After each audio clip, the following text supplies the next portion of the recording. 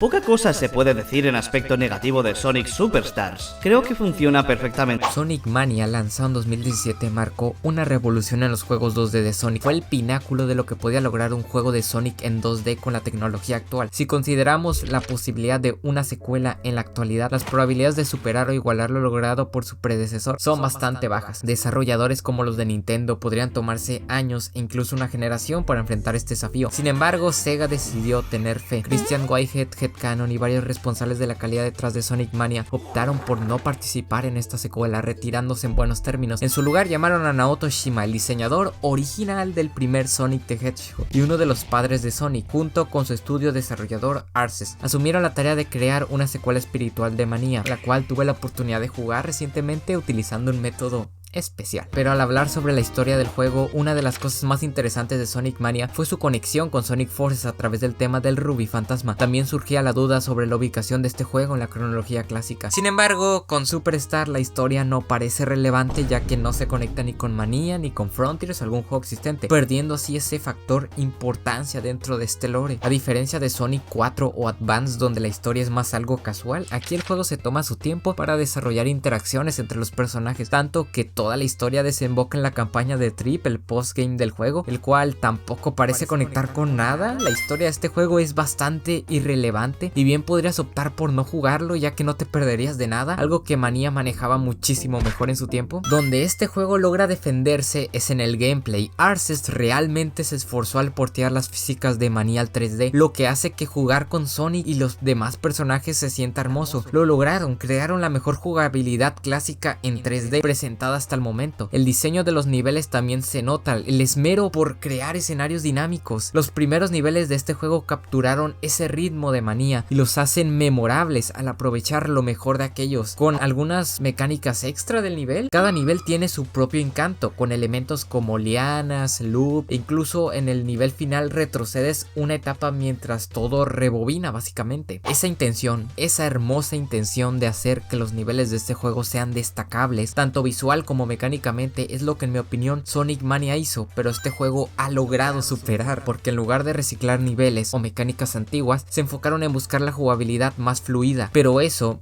es todo lo bueno. La visión del juego se queda ahí. A pesar de tener las mejores intenciones, la verdad es que no funciona. Para empezar, este juego se suponía que sería el primer Sonic clásico en 3D para una nueva generación, similar a como Mario Wonder fue para Mario en 2D. Sonic Superstar buscaría ser esa nueva cara de los juegos 2D de Sonic, pero el problema es que como el primer Sonic clásico de una persona no funciona, porque el juego no es para primerizos. Cosas como el Drop Dash, que yo ya dominaba desde Mania, aquí para cualquier persona sería algo desconocido. Es posible que ni siquiera te enteres de su existencia, ya que el juego solo te explica cómo funcionan las habilidades de las Chaos Emerald, que esas habilidades son ocasionales y la neta no siempre son útiles. Las únicas útiles en las peleas contra jefes son la bola de fuego y la de los clones, lo cual me lleva a los jefes. Aunque Mania tenía jefes, no eran tan complicados como en Superstars. Aquí son largos y tediosos, especialmente los finales. Cuando juego a los Sonic clásicos busco divertirme con la plataforma, no enfrentarme a jefes largos y tediosos al final de cada etapa. En mi opinión, estos jefes debieron haber sido etapas separadas, porque a diferencia de los de Mania, estos jefes sí te llevarán tiempo. No digo que sean imposibles de vencer, pero sí pueden resultar molestos, especialmente los últimos. La curva de dificultad sube rápidamente en este juego. Aunque yo tenía experiencia ya previa por Mania, tuve unas sí dificultades con los últimos jefes, porque algunos patrones no me los supe a la primera, o simplemente eran injustos. Ahora imagínate a un niño que este sea su primer Sonic clásico. Personalmente no recomendaría Superstars como el primer Sonic clásico para alguien. Recomendaría más bien Mania, donde la curva de dificultad es más justa. Además, estos jefes solo se vuelven justos cuando hay más de un jugador, algo que no me gusta en lo absoluto. Visualmente me gusta este juego y su música está a la altura de un clásico, pero a pesar de tener puntos positivos, de ser la mejor jugabilidad clásica en 3D que hemos tenido, este juego no es la secuela que Sonic Mania merecía.